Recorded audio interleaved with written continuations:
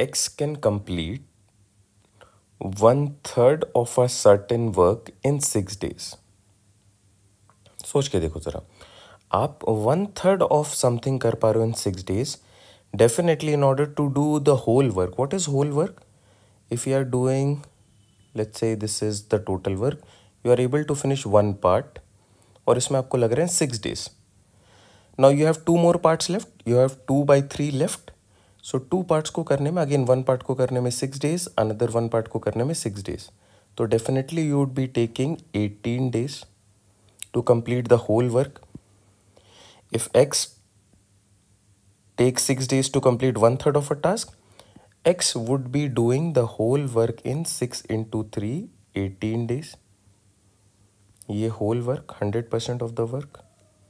Now, Y can complete 1/3 of the same task in 8 days. Y can complete 1/3 of the task in 8 days. तो total work करने में इसको कितना time लगेगा? Simply 8 into 3. So 100% of the work will be done in 24 days.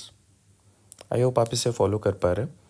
Now Z can complete 3/4 of a task in 12 days. 3/4 of the task means, suppose this is the task 1, 2, 3, 4.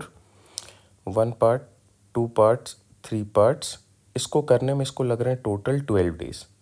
So 3 parts इसको करने में लग रहे हैं 12 days. तो 1 part को करने में इसको 4 days लगता होगा. तो लास्ट वाले को भी करने में इसको 4 days और लगेंगे, and thereby the total work done by him would be in 16 days. So 100% of the work is done in 16 days. I hope आप इस पार्ट को फॉलो कर पा रहे हैं. नाउ शॉर्टकट्स भी आपको क्विकली बस ये दिखता है, यूनिटर मेथड लगाओगे तो ये वैल्यूज़ कैलकुलेट कर पाना कोई डिफ़िकल्ट पार्ट नहीं है. Why I am investing so much time here? So that you understand कि प्रॉपर क्वेश्चन को हमें कैसे स्टार्ट करना है. एज एन एस्पिरेंट जो कैलकुलेशन अभी मैंने करा, it's peanuts, please understand. Now our common rule says कि ये टाइम आ गया. अब आपको इनका एक एलसीएम लेना होगा. तो 18, 24 एंड 16 के लिए एलसीएम क्या हो सकता है? You start by 2. This is 9, 12, 8. Again by 2 this is 9, 6, 4. Again by 2 this is 9, 3, 2. Again by 2 it is 9, 3, 1. और अभी 9 से कैंसिल आउट हो जाएगा बिकॉज 2 times 3 जाएगा, that is 9.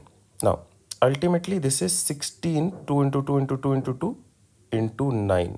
16 into 9 is 144. Now जो भी आप कॉमन मल्टीपल यहाँ पे रखते हो for your question, that becomes the total amount of work. What is our total amount of work? 144 units. आप ऐसे समझो कि आपको 144 यूनिट्स बनाने किसी चीज़ के, और आप 18 days में पूरा काम करते हो. That means in 18 days you make this 144 units. In 24 days, Y makes these 144 units. Z takes 16 days to make 144 units. Now, using this data, क्या मैं इनकी efficiency को calculate कर सकता हूँ कि how efficient are they? Obviously, it is visible to us कि सबसे least amount of time लग रहा है Z को, तो Z is the most efficient person. Who's the least efficient? 24. किसी को ज़्यादा टाइम लग रहा है सेम काम को करने में, तो वो लेस एफिशिएंट है. Who is more efficient? Someone taking less time. Who is taking more time would be less efficient. Now अब आप एफिशिएंसीज निकाल लो इनकी. एफिशिएंसी कैसे कैलकुलेट होगा? 144 divided by 18, 144 divided by 24 and 144 divided by 16.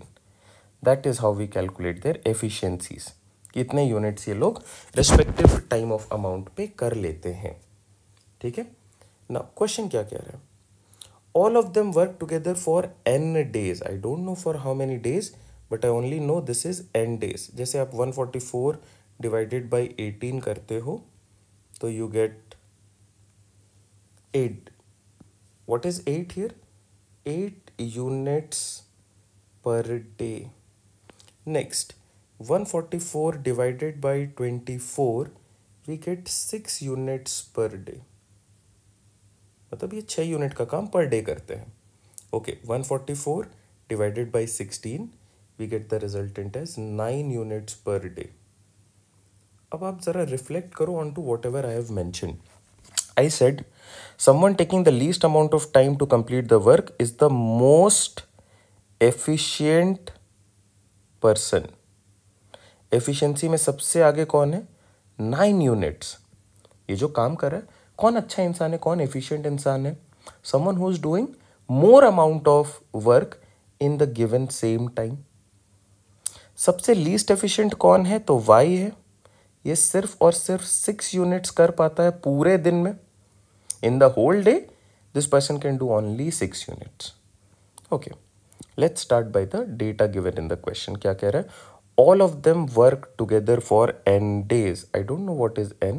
Maybe 3 days, 4 days, 5 days, 6 days. n कुछ भी हो सकता है. All are working. Then x and z quit. x quit कर गया, z quit कर गया. y alone finishes the remaining work in 8 2/3 days. y ने कितने दिन काम करा? तो y worked for 8 2/3 days. मतलब 8 complete days and last day का ओनली 2/3 ऑफ इट. ओके, अगर y एक दिन काम करता है, ओनली जस्ट 1 डे, तो 6 यूनिट्स बनाता है. अगर ये 8 कंप्लीट दिन काम कर रहा है तो 8 इंटू 6 विच इज 8 6 48 यूनिट्स तो बना देगा. 8 इंटू 6. और अगर वो एक दिन पूरा रहता है तो 6 यूनिट्स बनते हैं. वो 2/3 ऑफ अ डे है तो 6 इंटू 2/3 प्लस 4 मोर यूनिट्स. तो y ने टोटल बनाए हैं 52 यूनिट्स ऑन हिज ओन. ये y का कैलकुलेशन है 52 यूनिट्स का. देखो, टोटल हमारा ऑब्जेक्टिव हमेशा ये है कि हमारा ये टोटल काम कंप्लीट हो जाए.